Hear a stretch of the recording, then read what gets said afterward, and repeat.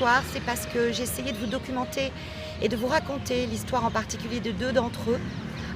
Arman, qui a 13 ans, qui est un petit vendeur de thé, et de son papa, Sadiq, qui est un conducteur de rickshaw, qui se sont retrouvés pris au piège 50 jours, coincés juste en face, dans la grande rue de Chandni Chowk, qui débute à partir d'ici. वनीसा डुगनाक एक अनुभवी पत्रकार, लेखिका और photographer है जो 2001 से दिल्ली में रह रही हैं। वे फ्रांस के अखबार लॉ क्राइक्स के लिए काम करती हैं और भारत के अलावा अन्य दक्षिण एशियाई देशों के बारे में भी लिखती हैं। उन्होंने अपने कार्य के लिए कई पुरस्कार भी जीते हैं, जिनमें से एक है फ्रांस का प्रतिष्ठित अल्बर्ट लॉन्डन पुरस्कार, जो उन्हें 2018 में मिला था। आखिर क्यों ये आजकल सुर्खियों में है, बताएंगे सब कुछ। बने रहिए हमारे साथ। नमस्कार, आप देख रहे हैं। डुगनाक को 18 जनवरी 2024 को विदेशी नागरिकों के क्षेत्रीय पंजीकरण कार्यालय FRRO द्वारा एक नोटिस भेजा गया, जिसमें उन्हें 15 दिनों के अंदर अपने OCI कार्ड को वापस देने को कहा गया। इस नोटिस में उनके पत्रकारिता कार्य को दुष्प्रचार पूर्ण और भारत के बारे में एक तिरस्कार पूर्ण धारणा पैदा करने वाला बताया गया है। ये भी कहा गया है कि इसके अतिरिक्त उनके कार्य अशांति और शांति को भंग करने का कारण भी बन सकते हैं।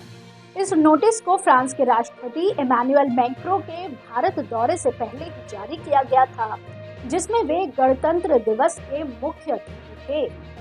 आपको बता दें कि वनेसा डुगनाक की पत्रकारिता का मुख्य विषय भारत की आंतरिक राजनीति, सामाजिक मुद्दे और मानव अधिकार हैं।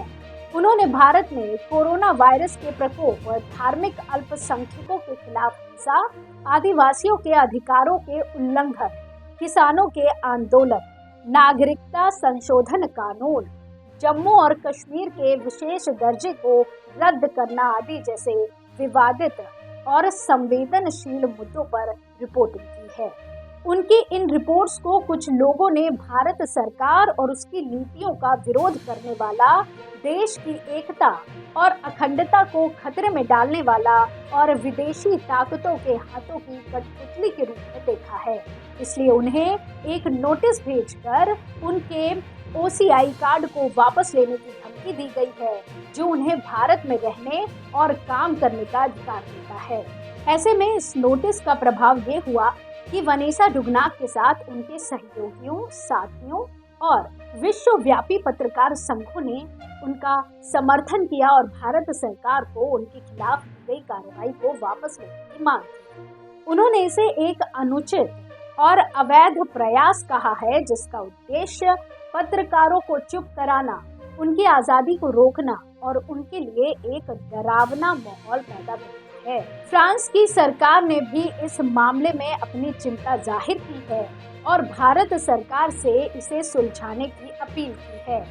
फ्रांस के राष्ट्रपति इमैनुअल मैक्रों ने भारत के राष्ट्रपति रामनाथ कोविंद और प्रधानमंत्री नरेंद्र मोदी से इस विषय पर बातचीत की है और उन्हें वनेसा डुगनाक के प्रति सम्मान और सहयोग देने का आश्वासन मांगा है। इस प्रकार वनेसा डुगनाक के नोटिस का मामला एक गंभीर और जटिल मुद्दा है, जिसमें भारत और फ्रांस के बीच के संबंध, पत्रकारों की आजादी और सुरक्षा और भारत की अंतर्राष्ट्रीय छवि शामिल है। इसे हल करने के लिए दोनों देशों को एक दूसरे के साथ संवाद करना होगा और वनेसा डुगनाक को उनके कार्य को निष्पक्ष और व्यवहारिक ढंग से करने का अवसर देना होगा। इस तरह की और खबरों के लिए जुड़े रहिए एयर न्यूज के साथ।